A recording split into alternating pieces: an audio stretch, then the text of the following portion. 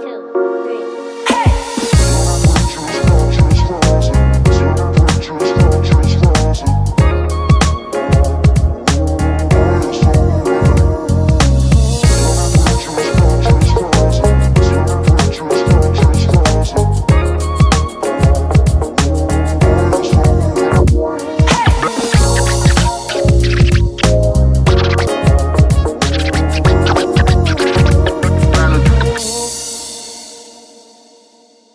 Now, that said, a concept that I'm sure many of your listeners are familiar with is neuroplasticity, and the idea that Mhm. your brain, just like any other organ in your body, can continue to be strengthened. And so, you see neuroplasticity when people are learning microhabits, such as maybe learning a new language or trying art or even, dancing, community. I mean, a lot of these pieces can actually help, rewire your brain, and that's actually into your later stages of life. So, while you have your genetic blueprint and then you have your gene expression, again, there are certain things that you can absolutely, do relative to your microhabits that will help drive neuroplasticity.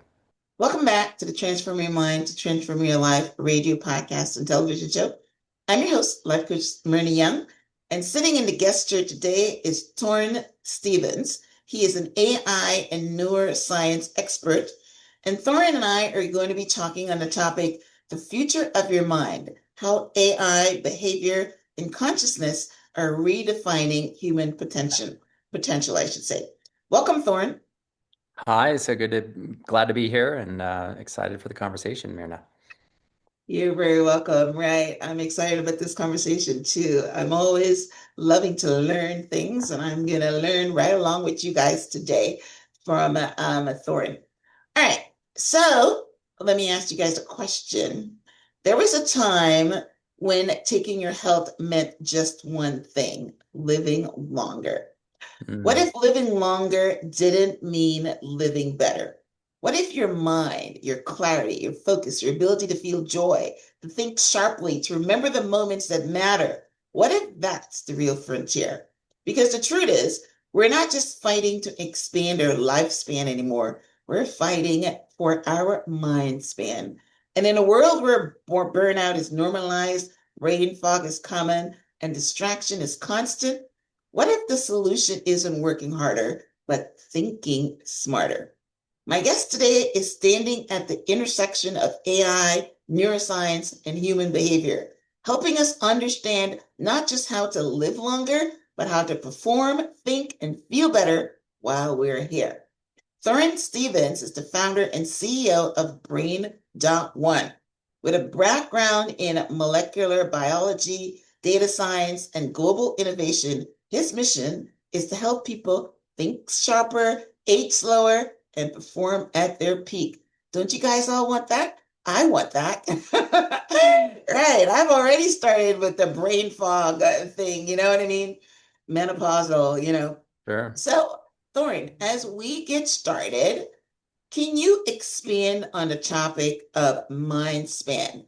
Is it linked to the hidden crisis we're experiencing right now of cognitive decline, burnout, and brain fog? I think it certainly could be. We talk a lot about lifespan and then health span as an artifact of, the last 10 to 20 years of your life. Can you really live them the most optimally? So the concept of health span has really become more prominent. And then the concept of mind span, I think, is an extension of that. My perspective on mind span is it really pulls together the concept of consciousness, plus just your, general neurological activation, fitness, optimization, and so forth. Okay, so yeah, you're right. I mean, I read Peter Attia's book on longevity, and he introduced the topic of health span. And, everybody now that's in the longevity space has been talking about you don't just want to live until you're 90, you want to live until you're 90 and maybe do marathons, right? It's extreme. 100%. Yes, that's the goal. And yeah, you don't want to do marathons, but at least you want to walk to the bathroom, right? And right, cognitive decline is becoming a big thing. Oh my gosh. So yeah, mind span. Yes, so you want three things. You want to live longer, you want to have health span, and you want to have mind span. So that is, it's a new word for me on this show, but it's a great word to focus in on. So, so to follow up to that, what does it really mean to have a high performing brain in today's world? So maybe we can break it down to a high performing brain. I mean, a high performing brain with somebody in their 20s. And what does it mean to have a high performing brain when you're in decline? What are some of the things that you want to have? Yeah, that's a great question. So generally, the way we approach the topic is, understanding your baseline, and that the baseline of measurement for brain is a spectrum. A lot of the historical work that's been done over the last century was through qualitative surveys, relative to the brain, but also the mind. And as the technology has progressed, we've gone from just qualitative to quantitative and EEG and QEEG and SPECT and MRI and all these different ways of measuring neurological activation activity. And so our process at Brain.One, we work with humans and understand where they're at today. And that could include brain mapping as an example and understanding brain age. And so what is your current state? We also look at biologics. So along with just your EEG electrical activity, you could look at specific biomarkers within the brain, things like omega-3s, your inflammation index, EPA, and so forth. And we have blood biomarker kits that we work with there. And so you begin to understand, where are you at immediately? And then we can help put a plan together to get you where you'd like to go ultimately. And we're big fans of behavior modification and lifestyle. And there was a paper that has it's really gone into the public zeitgeist around dementia being preventable. And that is generally based on a paper. You could look up Lancet 2024. I'd be happy to share it with you as well. And so what that paper does is it looks at essentially 14 what we call microhabits. These are small incremental lifestyle changes. You could also call them like risk modifications, things you can do to ultimately prevent dementia based on your behavior. And so it's actually very empowering. And that's 45% of global dementia cases. So it's not going to help in all cases. You can still have a genetic predisposition. But what these modifications and these lifestyle behavioral changes can do is really help, stabilize the onset of the disease. And so we still have some, empowerment as we go down these pathways. Wow, my next question I have here is exactly that.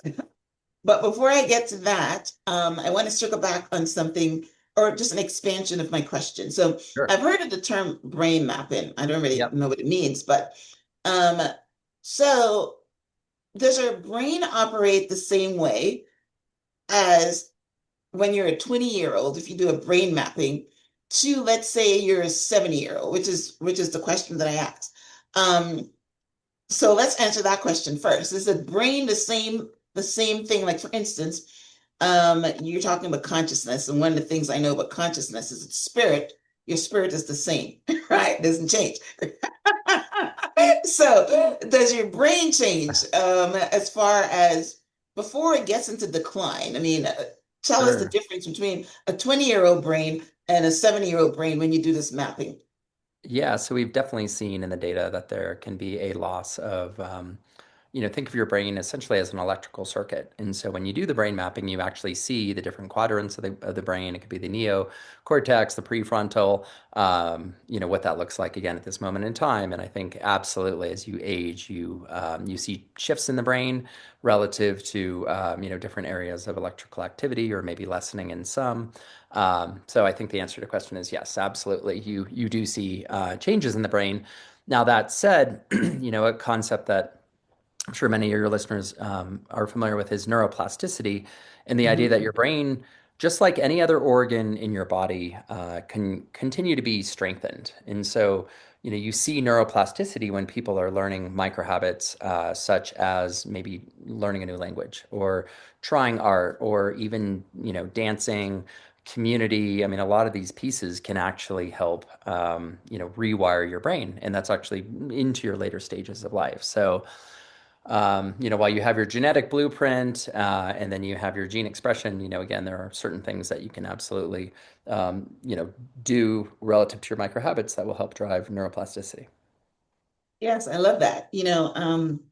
I go out with a group of women once a week, and they're all over 60, which is where the age range that I'm in. And every week, these women dance these line dances that they have to do the moves. And I'm just too lazy to learn those moves. But I know that if I learn, but I am sitting there and I'm Yeah, amazed because I know what it's doing for their sure. brain to learn those steps. And it's not 100%. one dance. They have like five or six that they know all the moves. And I know I have Yeah. to get off my butt and learn them because I know what it does. There's one time I started to learn the piano because I know what neuroplasticity is and learning and rewiring the brain. Again, I didn't continue with the neuro or whatever, but I read and I learn, and I'm hopefully that's doing something. But I'm glad that what we're talking about is that, yeah, if you're in the decline or you find out that you go to this brain mapping and you find that, one of the hemispheres of your brain is not working optimally, that you can probably work on some things to strengthen it and to bring it back up. So before I go on to the habits, I want to ask another question.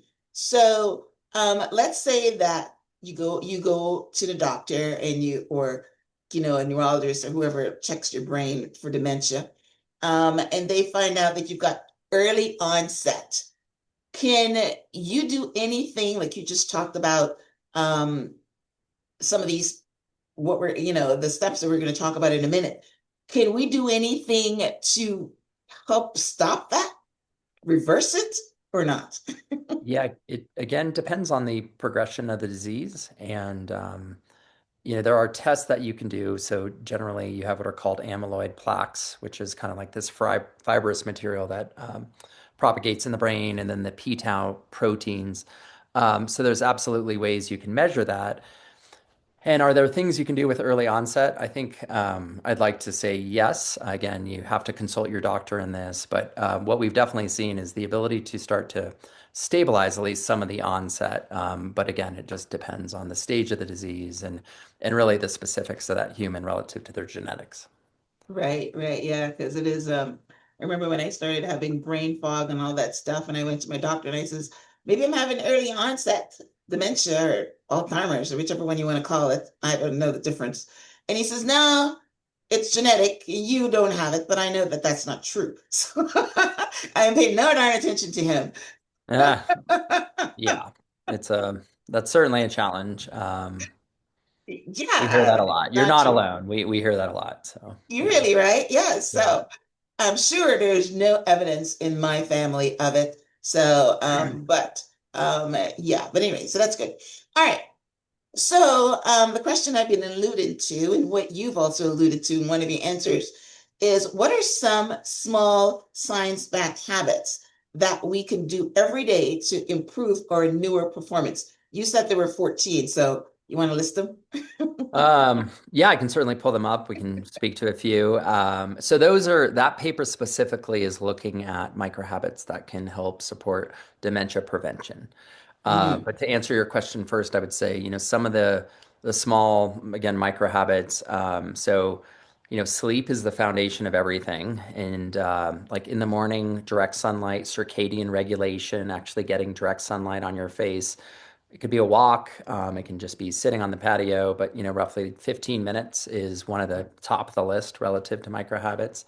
One you mentioned earlier with the line dancing, that's a really good example because you're combining physical activity plus the sense of community. You're doing this with other humans, and it's one of those things. And as a data scientist, I sometimes over-index on the biomarkers and the biometrics, but something as soft as community, the people you surround yourself with, and having this on the calendar that you're doing once or twice a week, and whatever it is, if it's line dancing, great, or if it's a book club, or in some ways it doesn't matter, but that out, getting out there with the community, with the music, and then also just with the activity. I mean, there's nothing better that you could do. So I think that would be another big one that sometimes is overlooked, is the power of community.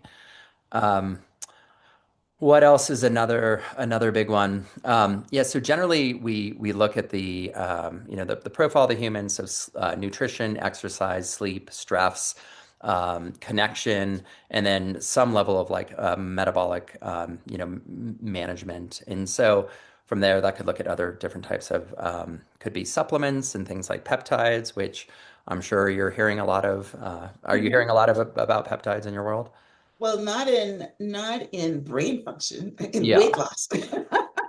And in weight loss, of course, yeah. So GLP-1, is Yeah.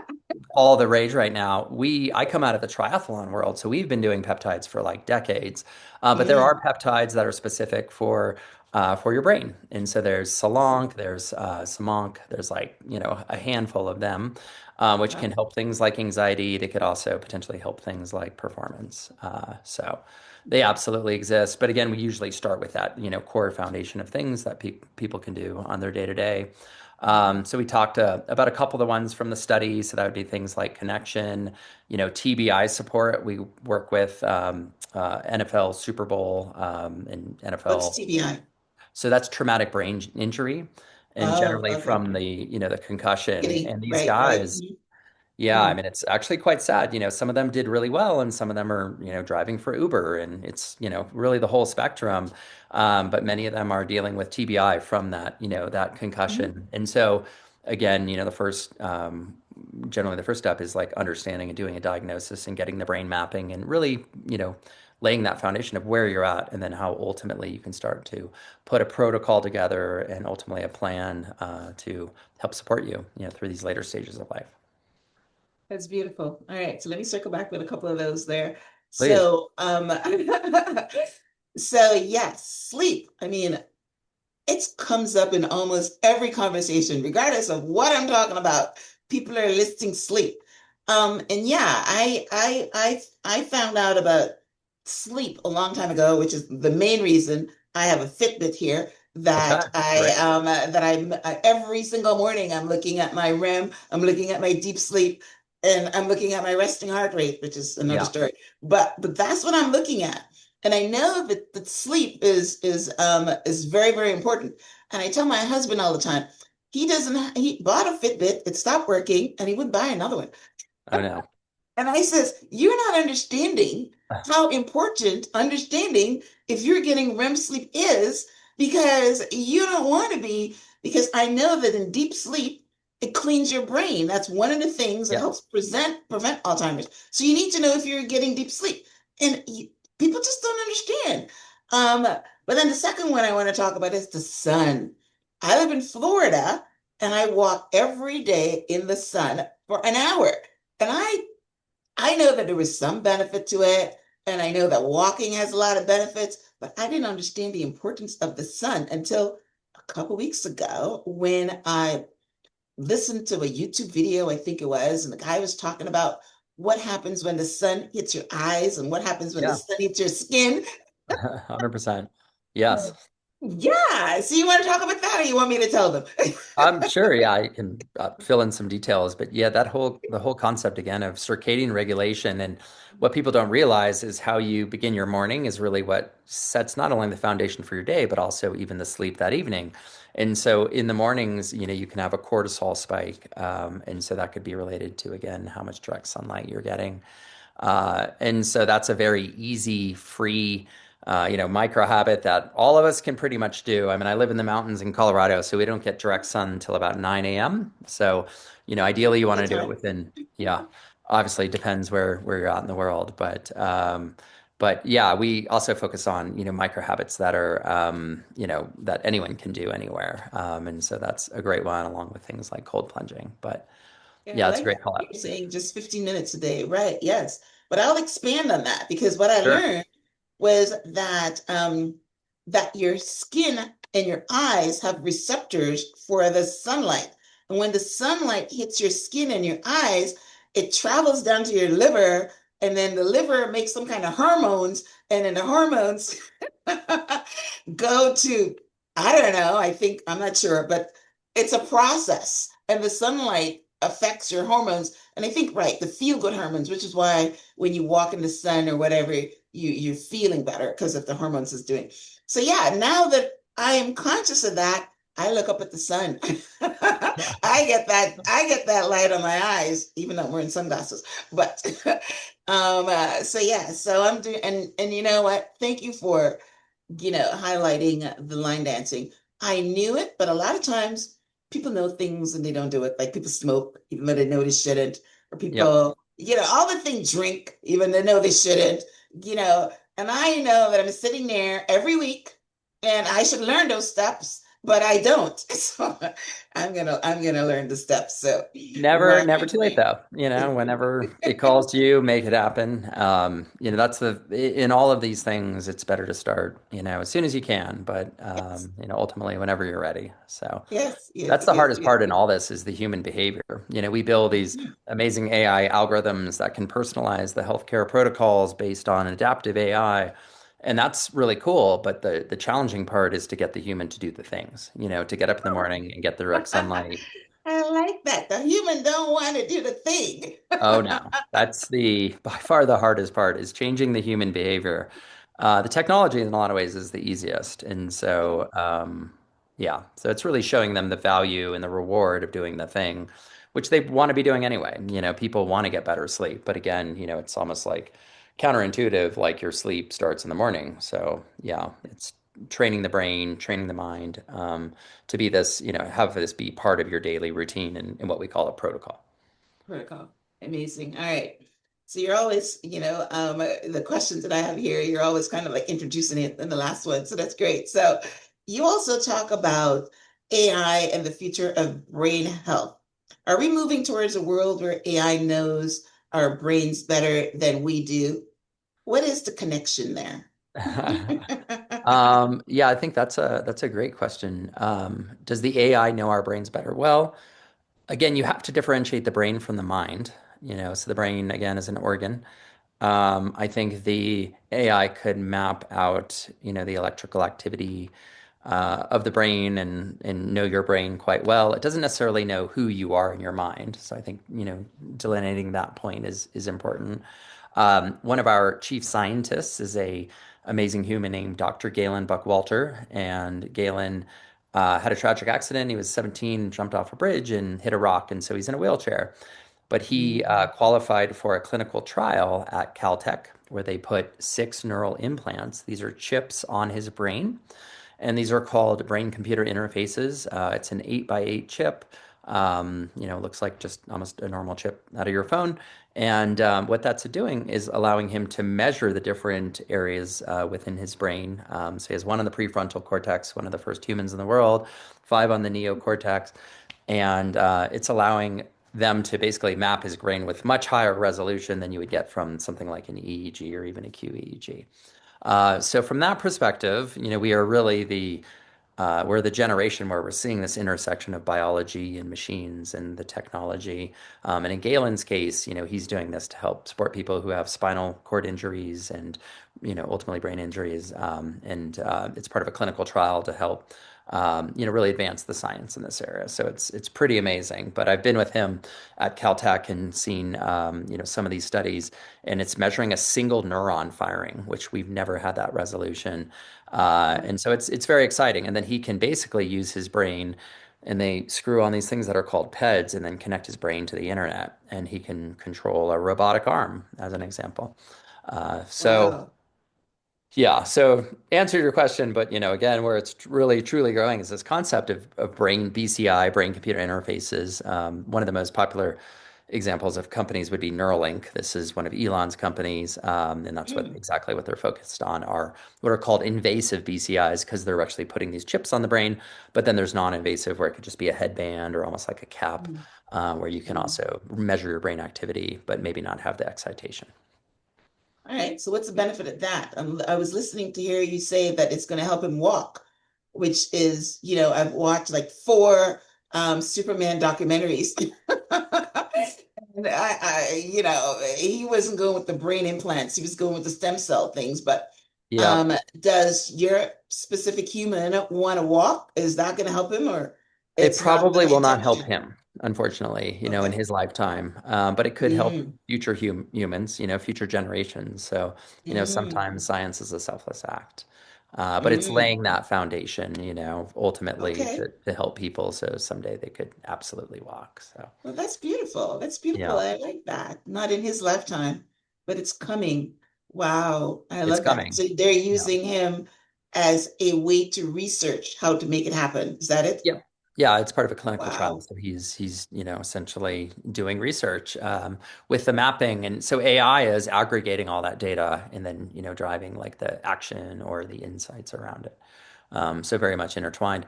And so those are called brain-computer interfaces. There's also essentially spinal cord interfaces as well that are going into the spine. So it's a very exciting area of science, especially for people who, maybe in a wheelchair. So it could offer them, the Wow. ability to walk someday. Wow. I love that. I love that. So that's what AI is doing, huh? Yes. The medical field is one of the, you know, every day there's people talking about what AI can do for your business as far as, helping you sell things and helping run your social media and helping you as a podcaster. It helps me a lot with all the things that I do in production. But Oh yeah. yeah, we are forgetting that AI is doing really great in the medical community, what it's doing there, Oh right? yeah, 100%. I mean, we see that on the daily. Humans are now taking all their medical data and putting it into ChatGPT, which is not something I would necessarily recommend, but it's happening. And it's Yeah, happening because, they're not getting what they need from their doctors. And in right. some cases, we go back to some of the pillars we talked about earlier around nutrition, exercise, sleep, stress. Um, most doctors are not taught anything about nutrition. And I'm a big Oh, believer that medicine is, food is a medicine and nutrition is the foundation of everything in many ways, just like sleep, I mean, they're of equal importance.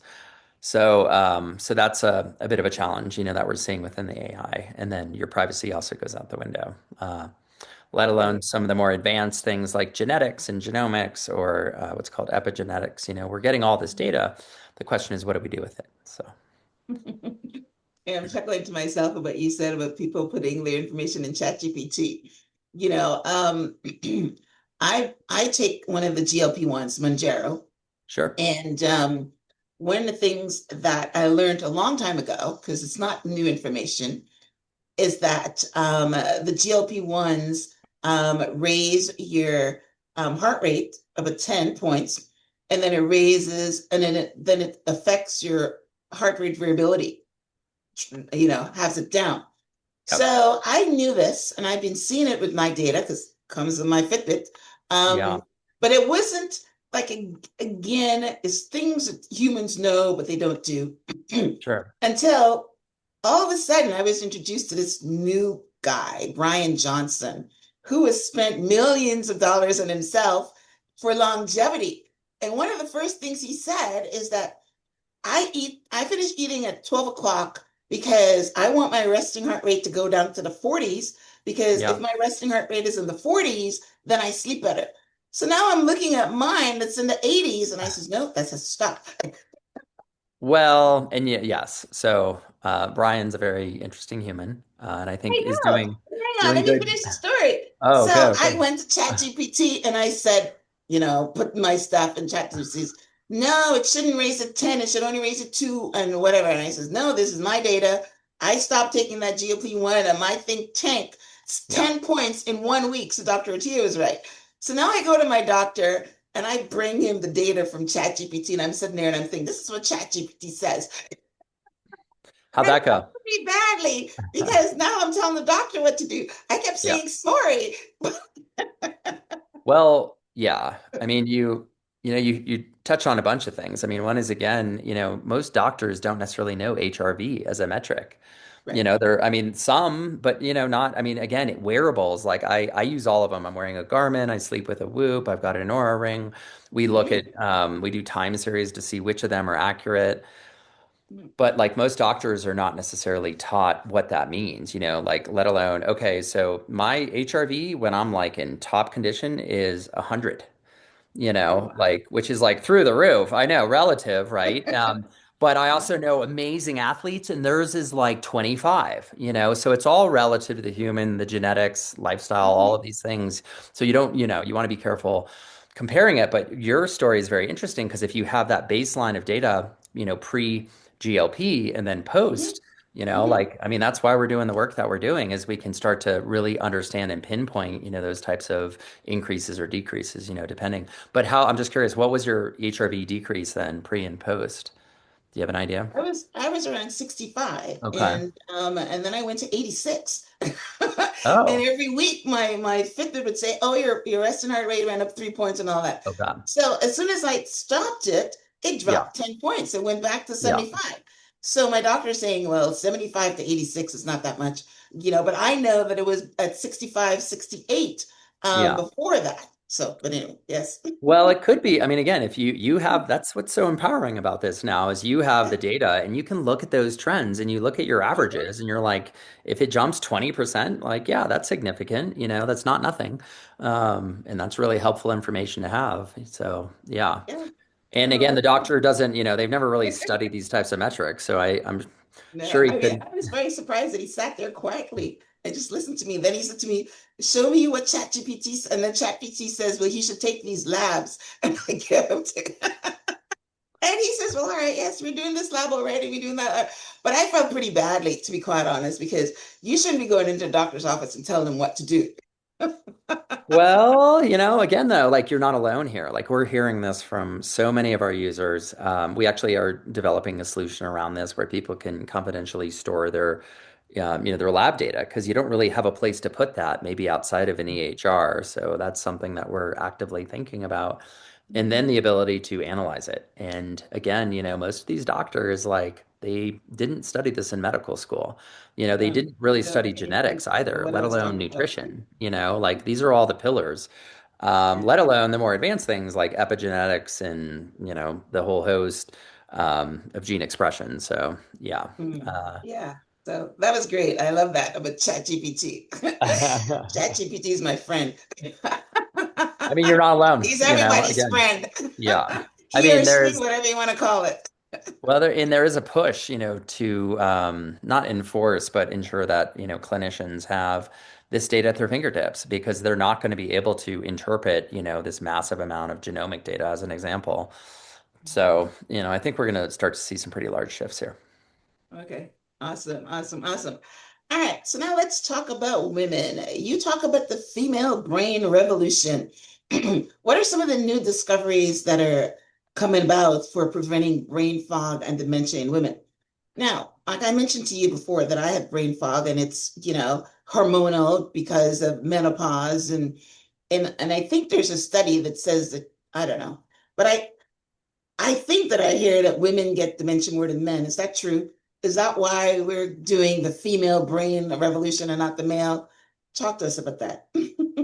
Yeah, I don't know if that is true, actually. Let me look that up because I don't want to I don't know. misquote. I thought I Yeah. saw that, but I don't know. Um, Yeah, I mean, I would say in general, where we're seeing a lot of interest is within health protocols for women, period. So, what does that look like? So, again, women who are undergoing perimenopause, let alone menopause, and I gave a talk recently. This woman ran up to me afterward. She's like, "Oh my gosh, thank you for speaking about this. I'm going through, essentially perimenopause now." And she was like 30, 35. Oh, oh And wow. so we've seen this acceleration, and we believe it's, basically, women are getting their cycles earlier, entering perimenopause earlier. So it's, like this acceleration that's pretty prevalent in the data. And further, the questions around why, what's happening in endocrine disruption. So just the, disruption of the hormonal cycles. And then what does that look like on a single molecule basis? And it's pretty terrifying to say the least. I think traditionally there's not been a lot of research here, in particular with women, and especially in these areas. And the questions that I have is like, why does nearly every woman I know, she's dealing with autoimmune disorder or thyroid issues, and it's so prevalent.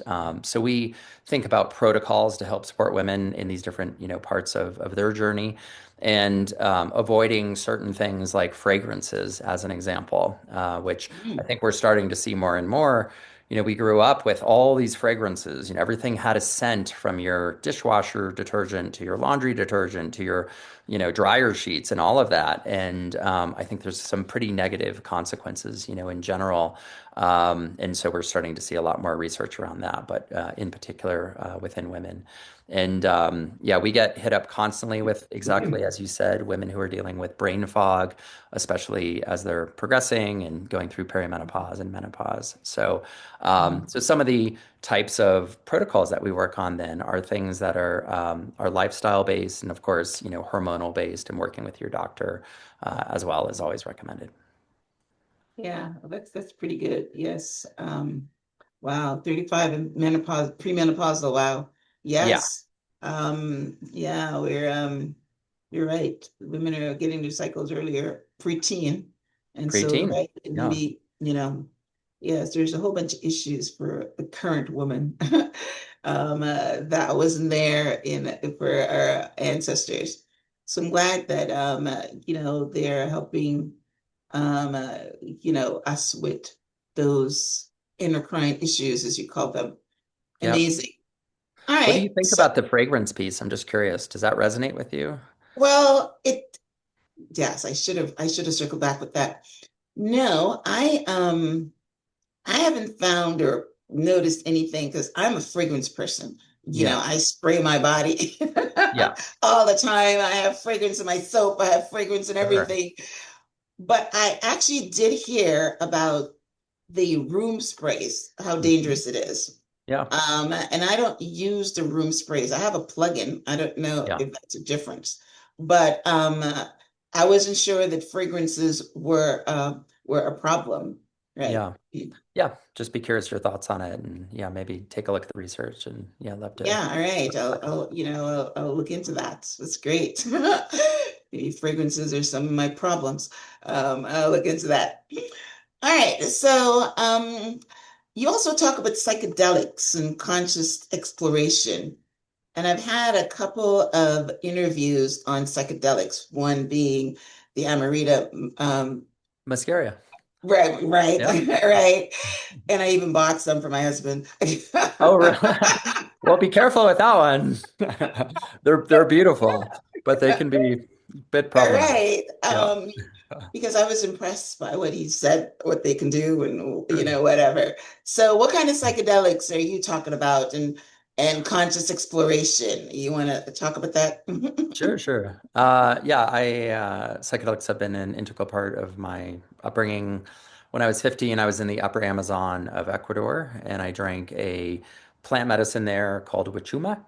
And that was kind of my foray into consciousness and plant medicines. And so I very much look at them as medicines.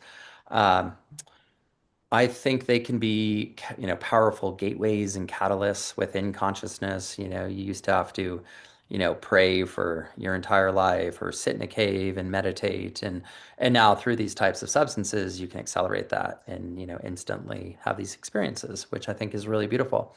It also should be done with caution, generally with a practitioner of some kind, even if it's a friend, in a very safe space.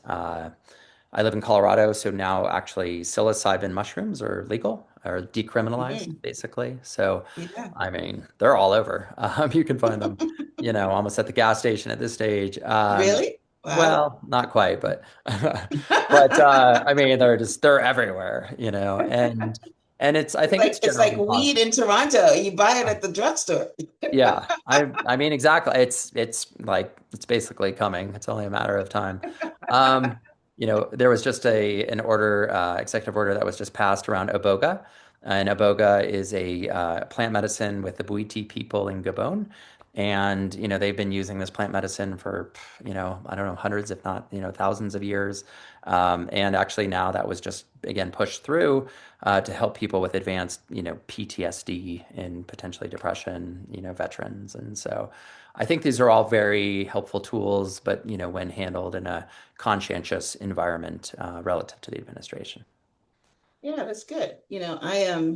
I was introduced to the ayahuasca experience by reading. I'm a reader, so Okay, I get my sure. education from reading. I get my education from talking to experts like you in the show. And yeah, Will Smith talked about his ayahuasca experience. I think he went 14 times. Okay, pretty good. Sure. And he explained it, and yeah, it's the same kind of consciousness because the first time he experienced it, it was so amazing to him that he couldn't get enough of it. So he kept Yeah, going back. we certainly hear that. Yeah. Yeah, no, that's great. I mean, I think it's ayahuasca is not for everyone, but it can be very helpful for some, just like all psychedelics. Certain people should not necessarily be on psychedelics if you're on MAOI inhibitors, bipolar. I mean, there's certain conditions where you can have even contraindications. But yeah, I mean, that's interesting. I wasn't aware Will Smith was a fan. Yeah, I've no, yeah. sat, yeah, I've sat many He times in tells the in his jungle. book. Okay, that's amazing. Yeah, I think these can be very, very helpful tools. Psilocybin, as we actually started, the discussion around the concept of neuroplasticity. I mean, there's some really compelling evidence around psilocybin and psychedelic mushrooms, essentially helping, open new neural pathways. So, a lot of this stuff starts to coalesce. Yeah. Well, the reason I bought the Emerita mushrooms for my husband is because this guy talked about how it's the only thing that affects the gamma or something, and Mhm. it changes it or helps it or something like that. So I thought that that was a good reason. Now, have you tried them yet? He's tried them. I don't think he's seen any difference because he still have half of the ones that I bought him. He you've got to be careful when you take them because he goes to work and Yeah. you don't want to be drug tested or something. So he rarely takes them. So obviously it didn't work because I don't know, maybe you have to take them every day or what, but he only took a Well, couple, so I don't think you I noticed mean, any difference. Amanita muscaria has been used, throughout millennia within humans. These are the bright red mushrooms with the white Yeah, flakes for right. the listeners. Again, though, you might want to consider trying psilocybin with him. Amanita can be a bit harder ultimately on the gut, Mm, and even a bit unpleasant. So psilocybin, might be another the option. better one. Okay. All Yeah, right. little Let bit me try that easier. one out. That's awesome. All right, so now let's talk about your company, Brain.One. So, can you tell her, I know that you're CEO and founder, so talk about your company, talk Sure. about how listeners can connect with you after this conversation, your website, social media handles, and, any Yeah. kind of initiatives that you want to share about Brain.One. Awesome. Thank you. Yeah, we're a team of scientists, neuroscientists, neurobiologists. We believe that the future of human health is the concept of a health protocol that people can, ultimately get healthier more efficiently when they follow a structured framework. And this came to me when I was training for triathlon. So I do, all the way up to Ironmans, but in triathlon, Mm, you're following a protocol, and the protocol are the activities you're doing, so swim, bike, run. But then when you're doing these longer distances, you're optimizing your nutrition in real time, so your carbohydrates, your electrolytes, your hydration, protein to a degree. And if any one of those variables gets off, you may not finish the race. And so I was just focusing on the vision for Brain.One, and we were training, and ultimately that's when the kind of the product came together. And so the product is focused on the idea that you can come in and maybe you're looking for a sleep protocol, so you can put in sleep protocol and you can connect your wearable, you can connect your Fitbit if you'd like, and then it will give you a personalized sleep protocol based on your initial assessment, based on your biometric data, and it has it in a tracker immediately available. So you have something that you can follow with little nudges and essentially a plan to help you have better sleep, or as we discussed earlier, maybe prevent dementia, or maybe just operate at a higher peak performance. And so mm, that's the general gist of it. And then we have different ways of measuring the brain, ranging from EEG to, again, like blood kit biomarkers you can do at home, all the way up to, let's say, like SPEC and MRI and some of these more advanced resolution. methodologies, and then a place where you can house all that information and data and then just continually optimize your health. And so part of that is the concept of adaptive AI, and that your protocol changes every week based on your data and based on what you like, what you don't like, and it can give you additional recommendations, such as line dancing with your friends. So, yeah, but these small, behavioral changes that you can follow, that's not overwhelming, that help people ultimately on their journey. That's beautiful. I love it. I love it.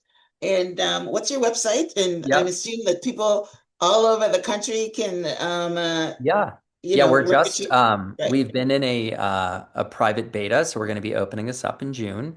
And the website is Brain.One, and we're going to be giving away an initiative of giving away 1 million dementia protocols for free. So there's no cost. You can come in and use the basis of the service and have again a dementia prevention protocol. And then we have more advanced AI and more advanced women's health protocols and so forth. But yeah, so this summer we'll be opening up the native app, and we're very excited. Wow. So it's in the form of an app? It's an app. It also can be, used on your home computer, and then we're moving away from apps also and using SMS and some other tools. But that's the concept: is that you have just a daily routine, and yep, you can follow it and track it through the app. With your wearable Mm. data, your blood biomarker data. We're testing a new technology. You can do a face scan, and actually through the face, we can measure hypertension within like 5% of accuracy relative to like a blood, old school blood pump Wow. from your arm that we can now get essentially through just a face scan. Also testing other biometrics like voice and understanding people's stress levels and anxiety through voice. So Wow. I'm on it's this. very exciting. I want Yeah. one of those free $1 million protocols. We're happy to share one, Not but $1 million. One of the free million protocols that you're giving out it's for free for you. free. No, 100%, but really That's appreciate the work amazing. you're doing. Yeah, it's awesome. Yes, yes, yes. I love it. I love it.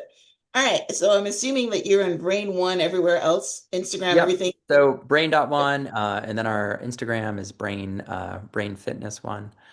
And my personal is Rage Area, ARRAGEAREA. And but if they come to the Brain.One website, they can mention your name and we'll put them to the front of the wait list. And we'll be opening this up in June. Okay. Yes. All right. So this episode will probably air in June, as I mentioned to you.